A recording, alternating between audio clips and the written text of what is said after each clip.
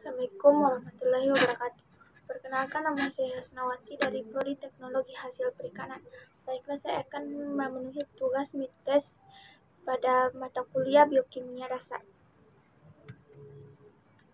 Yang pertama yaitu ilmu biokimia. Definisinya yaitu biokimia adalah bidang ilmu yang mempelajari pengetahuan tentang struktur, fungsi, interaksi biomolekul yang menyusun sel, proses, mekanisme reaksi. Sejarahnya yaitu sejarah biokimia dapat berasal dari zaman Yunani kuno. Istilah biokimia sendiri berasal dari gabungan antara biologi dan kimia. Pada tahun 1877, Felix Hoffmann-Seyler menggunakan istilah ini atau biokimia dalam bahasa Jerman sebagai sinonim untuk kimia fisiologis. Dalam kata pengantar untuk edisi pertama Zeitschrift für Physiologische Chemie atau Jurnal Kimia Fisiologis, ketika ia menyarankan untuk mendirikan lembaga yang didedikasikan untuk bidang studi ini. Ahli kimia Jerman Charles Neuber sering dikutip bahwa setelah menciptakan kata tersebut pada tahun 1903, sementara beberapa orang lain mengkreditkannya ke Franz Hofmeister. Manfaat biokimia yaitu untuk mendapatkan pemahaman yang komprehensif pada tataran molekul tentang berbagai proses kimia yang berlangsung di dalam tubuh makhluk hidup. Adapun komponen biokimia, yang pertama karbohidrat, yang kedua lipid, yang ketiga asam nukleat, yang keempat protein. Kimiawi sel yang pertama yaitu air. Air adalah senyawa yang penting bagi semua bentuk kehidupan yang diketahui sampai saat ini di bumi tetapi tidak di planet lain. Yang kedua yaitu karbon. Karbon adalah sebuah unsur kimia dengan lambang C dan tetra. Makromolekul.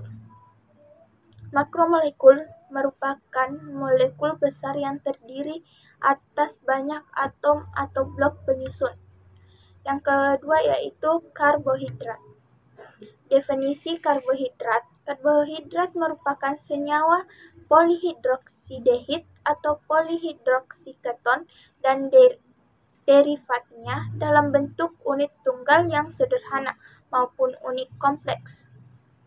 Adapun struktur karbohidrat, yaitu karbohidrat merupakan senyawa yang terbentuk dari molekul karbon, hidrogen, dan oksigen. Secara struktur karbohidrat memiliki 4 gugus, yaitu gugus hidrogen, gugus hidroksil, gugus keton, dan gugus aldehida. Adapun klasifikasi karbohidrat. Yang pertama, monosakarida. Ialah karbohidrat yang sederhana yang berarti molekulnya hanya tersusun dari beberapa atom karbon saja yang tidak dapat diuraikan dengan cara hidrolisis. Yang kedua, disakarida. Merupakan senyawa karbohidrat yang terbentuk ketika dua monosakarida mengalami reaksi kondensasi yang melibatkan terlepasnya molekul kecil seperti air dari bagian gugus fungsi saja. Yang ketiga yaitu oligosakarida. Merupakan gabungan dari molekul-molekul monosakarida yang jumlahnya antara 2 sampai dengan 8 molekul monosakarida. Yang keempat yaitu polisakarida. Adalah karbohidrat yang memiliki polimer yang panjang dan tersusun dari ratusan hingga ribuan monosakarida. Adapun sumber karbohidrat, yang pertama serealia, yang diantaranya yaitu padi atau beras, jagung, gandum, jelai, hafer, dan gandum hitam. Yang kedua yaitu umbi-umbian, diantaranya kentang, singkong, dan umbi jalar. Yang ketiga kacang-kacangan, Di antaranya yaitu kacang polong, kacang kedelai, kacang merah, kacang Arab, kenari, dan almond. Yang keempat yaitu buah-buahan. Buah-buahan di antaranya yaitu apel, anggur, pisang, semangka, dan alpukat. Fungsi dan analisis karbohidrat. Fungsinya yaitu sebagai sumber energi, menunjang fungsi otak, mencegah penyakit, dan lain sebagainya. Dan analisis karbohidrat dapat dilakukan secara kualitatif maupun kuantitatif. Yang ketiga yaitu protein. Definisi protein. Protein merupakan makromolekul yang terbentuk dari asam amino yang tersusun dari atom nitrogen, karbon, dan oksigen. Beberapa jenis asam amino yang mengandung sulfur atau methionine, cysteine, dan cysteine yang dihubungkan oleh ikatan peptida. Adapun struktur protein. Protein yang tersusun dari rantai asam amino akan memiliki berbagai macam struktur yang khas pada masing-masing protein, karena protein disusun oleh asam amino yang berbeda secara kimiawinya. Maka, suatu protein akan terangkai melalui ikatan peptida, dan bahkan terkadang dihubungkan oleh ikatan sulfida. Selanjutnya, protein bisa mengalami pelipatan-pelipatan membentuk struktur yang bermacam-macam. Adapun struktur protein meliputi struktur primer, struktur sekunder, struktur tersier, dan struktur kuartener. Adapun klasifikasi protein.